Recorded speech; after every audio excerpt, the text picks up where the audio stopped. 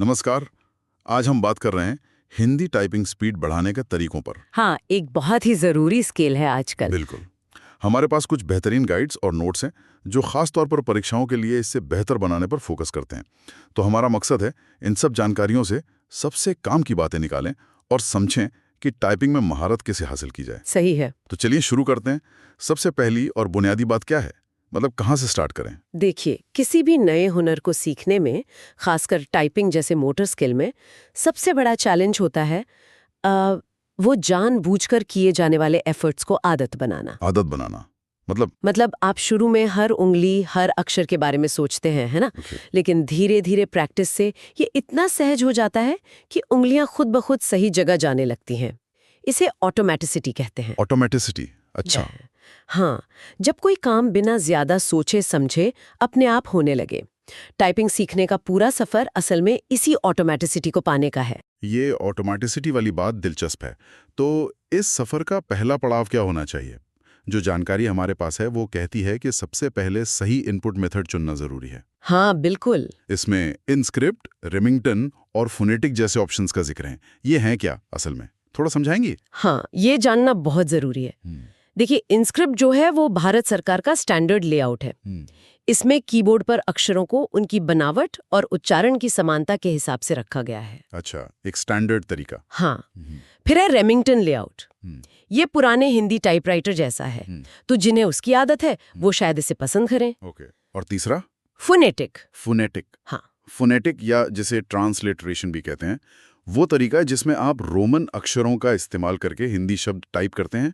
जैसे नमस्ते लिखेंगे तो सॉफ्टवेयर उसे देवनागरी में नमस्ते बना देगा। अरे वाह, ये तो काफी आसान लगता है सुनने में। हाँ, कई लोगों को नुक्ते चुनाव इस बात पर निर्भर करता है कि आपकी जरूरत क्या है। क्या किसी परीक्षा में कोई खास लेआउट चाहिए या आप बस अपनी सहूलियत देख रहे हैं? तो ये सिर्फ कीबोर्ड चुनने की बात नहीं है, ये समझने की है कि कौन सा तरीका हमारे लिए या हमारी जरूरत के लिए सही बैठेगा। बिल्कुल। और इन गाइड्स में एक बात पर बहुत जोर दिया गया है, कीबोर्ड लेआउट को याद करना। हाँ, सिर्फ देखकर टाइप करना नहीं, बल्कि उसे याद करना। बिल्कुल। और याद करने से भी ज्यादा जरूरी है उसे उंगलियों की आदत बनाना, मसल मेमोरी। मसल मेमोरी, हाँ। यहीं पर वो सलाह आती है कि कीबोर्ड को देखे बिना टाइप करने की कोशिश करें। एग्जैक्टली। ये सुनने में थोड़ा मुश्किल लगता है शुरू में, स्क्रीन या कीबोर्ड देखे बिना टाइप करना। हाँ, मुश्किल लगता है। ये तो ऐसा है जैसे कोई म्यूजिशियन बिना अपने इंस्ट्रूमेंट को देखे बजाना सीख रहा हो। गलतियां तो बहुत होती होंगी शुरू में। होती है, बिल्कुल होती है। और यही तो सीखने की प्रक्रिया का हिस्सा है। लेकिन यहाँ दिलचस्प बात यह है कि बिना देखे टाइप करना इतना जरूरी क्यों है? हाँ, क्यों? जब आप कीबोर्ड को नहीं देखते तो आप अपनी उंगलियों को सीधा दिमाग से कमांड भेज रहे होते हैं।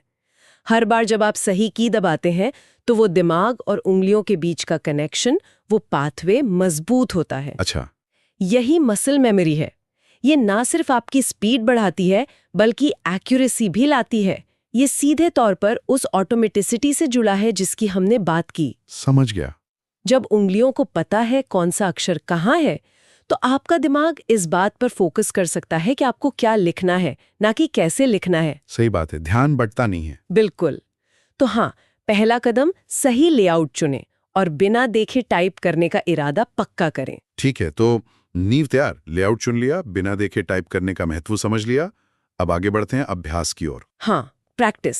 जो सामग्री हमारे पास है उसमें एक आम सलाह है, रोजाना कम से कम 15 से 30 मिनट अभ्यास करना। क्या ये टाइम काफी है? देखिए, टाइम से ज्यादा जरूरी है रेगुलरिटी। रोज 15-30 मिनट का फोकस्ड अभ्यास, वो हफ्ते में एक बार 2 घंटे बैठने से कहीं ज्यादा असरदार है। अच्छा, क्यों? क्योंकि आप हर रोज उन न्यूरल पाथवेज को मजबूत कर रहे होते हैं जो टाइपिंग के लिए जिम्मेदार हैं। ये ठीक वैसा ही है जैसे रोज थोड़ा व्यायाम करने से मांसपेशियां धीरे धीरे मजबूत होती हैं। कंसिस्टेंसी। हाँ, निरंतरता ही कुंजी है। कंसिस्टेंसी इज की। और अभ्यास के तरीके को लेकर एक बहुत ही रोचक बात सामने आई है। कहा गया है कि शुरुआत में धीरे टाइप करें और सटीकता पर ध्यान दें। हाँ, ये बहुत महत्वपूर्ण है। ये सुनने में थोड़ा अजीब नहीं लगता? क्योंकि सबका लक्ष्य तो स्पीड बढ़ाना होता है। धीरे चलकर स्पीड कैसे बढ़ेगी? अजीब नहीं, बल्कि ये सबसे साइंटिफिक तरीका है। सोचिए, अगर आप शुरू से ही तेज टाइप करने की कोशिश करेंगे तो गलतियां होंगी ही होंगी। हाँ, वो तो है। और अगर आप उन गलतियों को ठीक किए बिना आगे बढ़ते रहेंगे तो आप असल में गलत तरीके से टाइपिंग की प्रैक्टिस कर रहे होंगे। ओह, आपकी उंगलियां गलत पैटर्न सीख लेंगी। और एक बार गलत आदत पड़ जाए तो उसे सुधारना बहुत मुश्किल होता है। सही बात। इसलिए शुरू में 100% एक्यूरेसी का लक्ष्य रखें, भले ही स्पीड बहुत कम हो। सही उंगली से सही की दबाने की आदत डालें। तो मतलब पहले सही आदत डालनी है, स्पीड उसका नतीजा होगी, बाय प्रोडक्ट। एग्जैक्टली। सामग्री में कुछ लक्ष्य भी दिए गए हैं, जैसे पहले 20-25 शब्द प्रति मिनट WPM तक पहुंचना, हाँ, फिर 40-50 WPM या उससे ज्यादा। यहाँ WPM का मतलब है वर्ड्स पर मिनट, यानी 1 मिनट में कितने शब्द। बिल्कुल। और ये लक्ष्य हासिल करने का तरीका भी धीरे धीरे होना चाहिए। इसे प्रोग्रेसिव ओवरलोड कहते हैं, जैसे वेट लिफ्टिंग में धीरे धीरे वजन बढ़ाते हैं। अच्छा, प्रोग्रेसिव ओवरलोड। हाँ, आप पहले एक्यूरेसी पे मास्टरी हासिल करते हैं, फिर धीरे धीरे स्पीड बढ़ाने की कोशिश करते हैं, लेकिन एक्यूरेसी को बनाए रखते हुए। अगर सटीकता मान लीजिए 95% से नीचे गिरने लगे तो थोड़ा धीमे हो जाएं। ओके। और एक और बात, जब गलती हो उसे तुरंत पहचानें और सुधारें, उसे इग्नोर ना करें, वरना वो गलती आपकी मसल मेमोरी का हिस्सा बन जाएगी। ये तो बहुत प्रैक्टिकल सलाह है, गलतियों से सीखना, ना कि उन्हें आदत बनने देना। बिल्कुल। अब जब अभ्यास की बात हो रही है तो आजकल टेक्नोलॉजी भी इसमें काफी मदद करती है। हाँ, बहुत। हमारे स्रोतों में कुछ ऑनलाइन टूल्स का जिक्र है, जैसे टाइपिंग बाबा, रैटर टाइप और 10 फास्ट फिंगर्स। ये कैसे मदद करते हैं? ये टूल्स कई तरह से फायदेमंद है। पहली बात, ये आपको अभ्यास के लिए रेडीमेड कंटेंट देते हैं, कभी अक्षर, कभी शब्द, कभी पूरे पैराग्राफ। हाँ। दूसरी बात, ये आपकी स्पीड, WPM और एक्यूरेसी परसेंटेज को तुरंत ट्रैक करते हैं, तो आपको फौरन फीडबैक मिलता है कि आप कैसा कर रहे हैं। Instant feedback. हाँ और इनमें से कुछ में तो गेम्स और टेस्ट भी होते हैं। हाँ, शायद इससे अभ्यास थोड़ा कम बोरिंग हो जाता होगा। निश्चित रूप से। यहीं पर गेमिफिकेशन का कॉन्सेप्ट आता है। गेमिफिकेशन। हाँ, जब अभ्यास एक खेल जैसा लगता है, जिसमें स्कोर है, लेवल्स हैं, चुनौतियां हैं, जैसे रैटर टाइप या 10 फास्ट फिंगर्स में, हाँ। तो लोग ज्यादा मोटिवेटेड महसूस करते हैं। अच्छा। रोज अभ्यास करने की इच्छा बढ़ जाती है। ये सीखने की प्रक्रिया को मजेदार बना सकता है, जो लंबे समय तक टिके रहने के लिए जरूरी है। ये सिर्फ टाइपिंग नहीं, किसी भी स्किल को सीखने में मददगार हो सकता है। ये टूल्स तो बढ़िया हैं, लेकिन इनके अलावा कुछ बुनियादी टाइपिंग तकनीकों का भी जिक्र है। हाँ, फंडामेंटल्स, जो शायद अंग्रेजी टाइपिंग सीखने वालों को पता होंगी, पर हिंदी के लिए भी उतनी ही जरूरी हैं। जैसे उंगलियों को होम रो पर रखना। ये होम रो क्या है? होम रो कीबोर्ड की बीच वाली लाइन होती है। अगर आप स्टैंडर्ड अंग्रेजी कीबोर्ड देखें तो बाएं हाथ की उंगलियां ASDF पर और दाएं हाथ की JKL कॉमा पर रहती हैं, अंगूठे स्पेस बार पर। अच्छा, बीच वाली लाइन। हाँ, हिंदी के इंस्क्रिप्ट लेआउट में भी एक तय होम रो होती है। इसका फायदा ये है कि आपकी उंगलियां हमेशा एक स्टार्टिंग पॉइंट पर रहती हैं और किसी भी की तक पहुंचने के लिए उन्हें कम से कम दूरी तय करनी पड़ती है। अच्छा, तो ये बेस कैंप जैसा है उंगलियों के लिए। हाँ, कह सकते हैं। और दूसरी तकनीक है सिर्फ उंगलियां हिलाना, पूरी कलाई या हाथ नहीं। बिल्कुल। और स्क्रीन पर देखना, कीबोर्ड पर नहीं या हाथों पर भी नहीं। हाँ, ये तकनीकें एफिशिएंसी और ergonomics से जुड़ी हैं। होम रो पर उंगलियां रखने और सिर्फ उंगलियों को हिलाने से स्पीड बढ़ती है और थकान कम होती है। आप फालतू मूवमेंट से बचते हैं। और स्क्रीन पर देखने से आप तुरंत देख पाते हैं कि आप क्या टाइप कर रहे हैं और कोई गलती तो नहीं हो रही। अगर आपकी नज़र बार बार कीबोर्ड और स्क्रीन के बीच भटकेगी तो स्पीड कम होगी और गर्दन पर भी जोर पड़ेगा। हाँ, ये सब छोटी छोटी बातें मिलकर बड़ा फर्क डालती होंगी। बिल्कुल। तकनीक और अभ्यास के बाद जाहिर है हमें ये जानना होगा कि हम कहाँ तक पहुँचे। हाँ, मूल्यांकन। इसके लिए नियमित रूप से खुद का मूल्यांकन करने की सलाह दी गई है, जैसे हर हफ्ते स्पीड टेस्ट लेना। ये बहुत ज़रूरी है। ये एक फीडबैक लूप बनाता है। आप प्रैक्टिस करते हैं, फिर टेस्ट लेते हैं, नतीजों को देखते हैं और फिर अपने अभ्यास को उसके हिसाब से एडजस्ट करते हैं। हाँ। बिना मूल्यांकन के आप अंधेरे में तीर चला रहे होंगे। आपको पता ही नहीं चलेगा कि क्या काम कर रहा है और कहाँ सुधार करना है। मूल्यांकन में किन चीजों पर ध्यान देना चाहिए? सिर्फ WPM पर? नहीं, WPM और एक्यूरेसी परसेंटेज दोनों पर बराबर ध्यान देना जरूरी है। सिर्फ हाई WPM का कोई मतलब नहीं अगर आपकी गलतियां बहुत ज्यादा हैं। सही बात है। जैसा हमने कहा, 95% या उससे ज्यादा सटीकता का लक्ष्य रखना चाहिए। इन मैट्रिक्स से आपको अपनी कमजोरियां पता चलती हैं।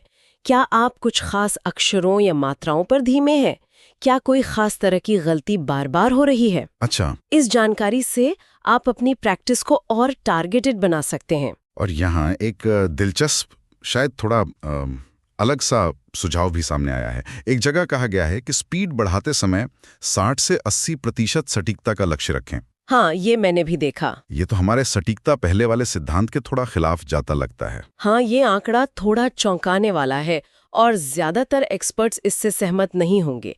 90-95% एक्यूरेसी बनाए रखना ही ज्यादा मानक सलाह है। तो फिर इसका क्या मतलब हो सकता है? शायद उस स्रोत का मतलब ये रहा हो कि जब आप जानबूझकर अपनी स्पीड की लिमिट को पुश कर रहे हों, शायद बहुत थोड़े समय के लिए, तो कुछ समय के लिए एक्यूरेसी थोड़ी कम हो सकती है, लेकिन इसे सामान्य अभ्यास का नियम नहीं बनाना चाहिए। अच्छा। अगर आप लगातार 60 या 80% सटीकता पर टाइप करेंगे तो आप गलत आदतें ही मजबूत करेंगे।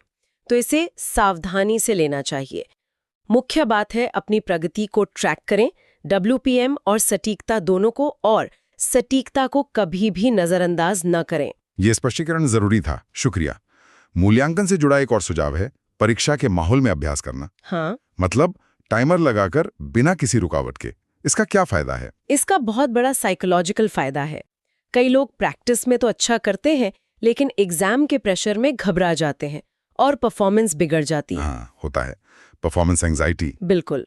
जब आप नियमित रूप से परीक्षा जैसी स्थितियों में टाइमर का दबाव, शांत माहौल अभ्यास करते हैं, तो आप उस प्रेशर के आदी हो जाते हैं। वास्तविक परीक्षा का दिन आने पर आपको वो माहौल जाना पहचाना लगता है और घबराहट कम होती है।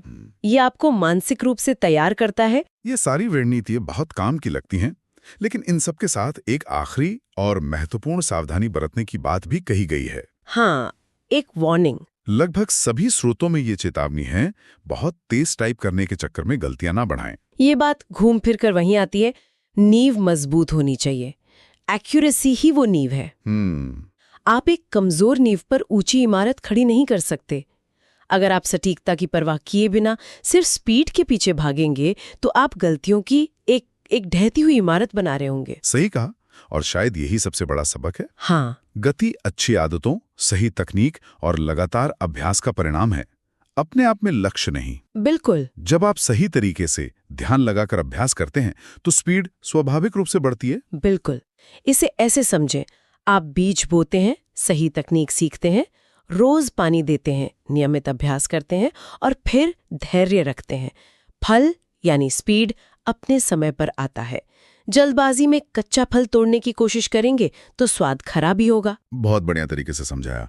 तो अगर हम आज की चर्चा का सार निकालें, हाँ, संक्षेप में, सबसे पहले अपनी जरूरत के हिसाब से सही इनपुट मेथड चुनें, इनस्क्रिप्ट, रेमिंगटन या फोनेटिक। और कीबोर्ड लेआउट को बिना देखे टाइप करने लायक याद करें। हाँ, मसल मेमोरी। फिर रोजाना अभ्यास करें। शुरुआत में सटीकता पर 100% ध्यान दें, स्पीड पर नहीं। बिल्कुल। टाइपिंग बाबा जैसे ऑनलाइन टूल्स और सही तकनीक, होम रो, कम मूवमेंट का इस्तेमाल करें। हाँ, टूल्स और टेक्निक्स। नियमित रूप से स्पीड टेस्ट लेकर अपनी प्रगति, WPM और सटीकता दोनों पर नजर रखें। और परीक्षा जैसे माहौल में अभ्यास करें। सही। और सबसे जरूरी बात, सटीकता को कभी भी स्पीड के लिए कुर्बान ना करें। एकदम सही।